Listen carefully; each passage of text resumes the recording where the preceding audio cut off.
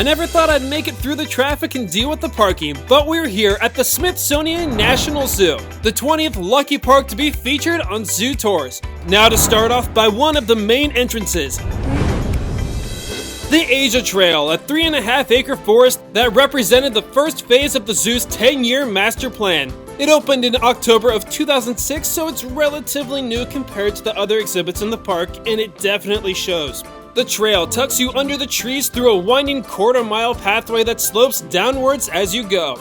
Over 25,000 Central Asian native plants were used to enhance the landscape and blur the lines of the barriers between you and the animals. The interpretive side takes one step further using illustrations, sculptures, and a variety of interactive objects that allows you to both learn about the animals and occasionally the culture and conservation dilemmas from that animal's natural range. With $53 million, the Asia Trail came with 11 outdoor exhibits, home to 7 species. On my visit, there was one no-show and 2 of them that were off display.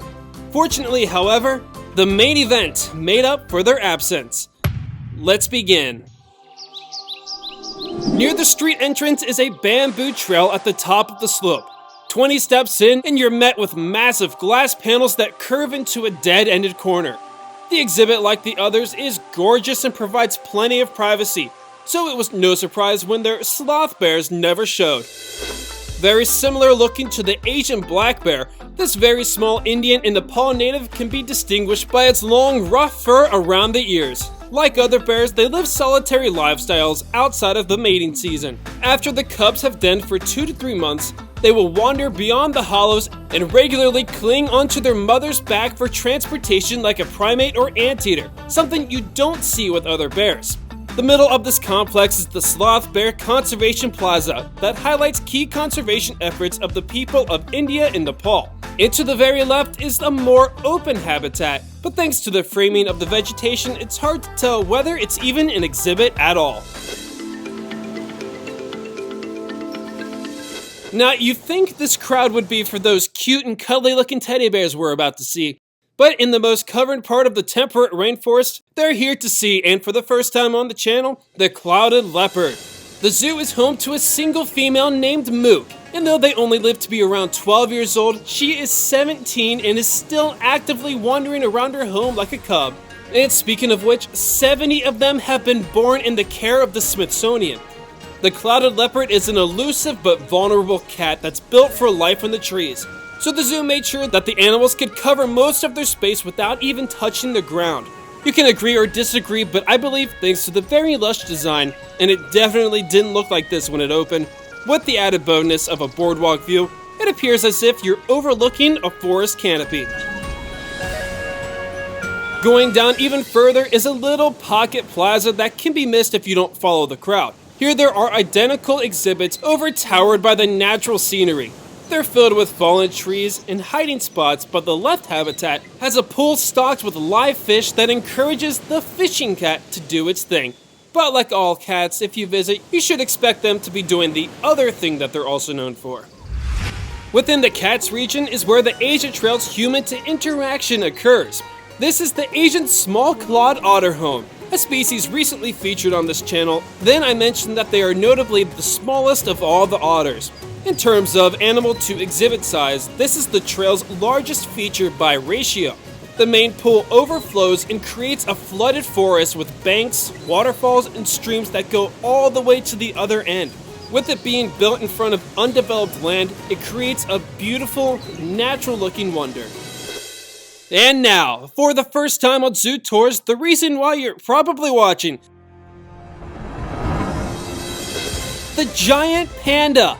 An instantly recognizable creature known as a worldwide symbol of conservation. Even though they're no longer endangered, the panda's own survival is still far from secure.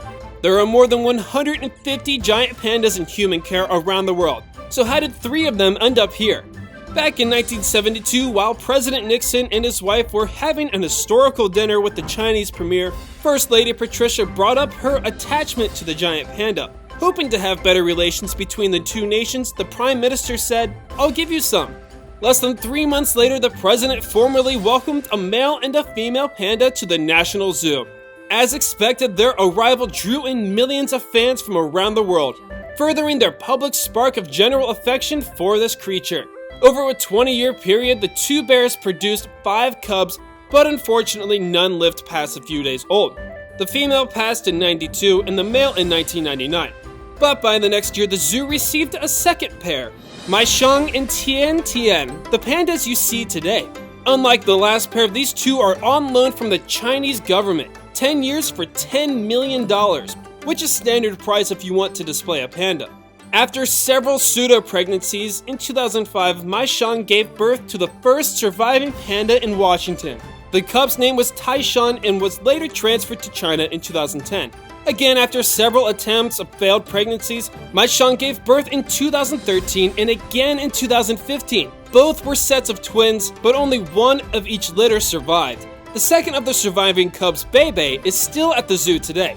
The National Zoo's panda facility is nothing short of impressive. Down a single line, there are 3 large yards that combine to a total of 31,000 square feet. Each one is densely planted with live trees for constant shade and climbing opportunities.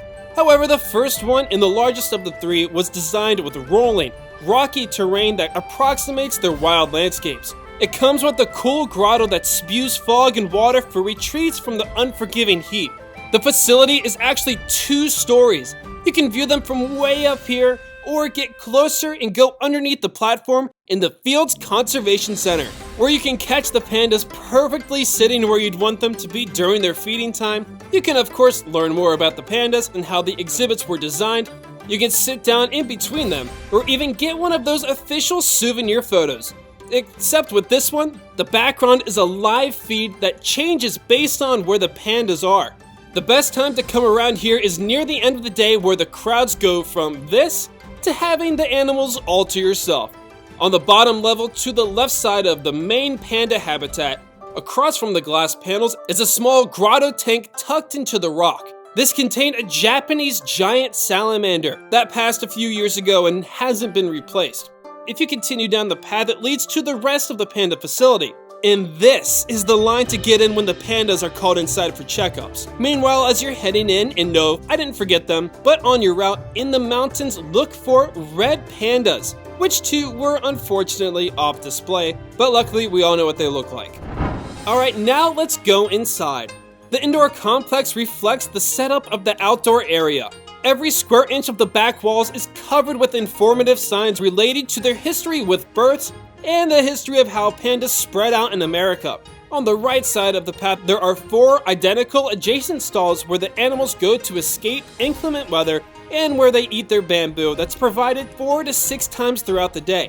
As you're about to exit, you'll notice a surveillance room where keepers are able to study and see all of them at the same time. The zoo says they previously did this by recording their preferred areas for playing, eating, sleeping, and cooling off. They took that info and designed the perfect panda home for the Asia Trail. After everything that I just showed you, it speaks for itself. Compared to the other 3 giant panda exhibits you'll eventually see on this channel, the National Zoo without a doubt has the most up-to-date, significant, cohesive, and natural-looking giant panda center in the entire hemisphere. But if you want to see them in DC, you better get here quick, because the zoo's agreement to breed and display them ends at the end of 2020. Though we have quite a few more places to cover at the National Zoo, it should be worth noting that we just went through their best exhibit. When we make our way back to DC, we will actually continue exactly where we left off under the Panda Plaza and make our way towards the Asia Trail's cousin, the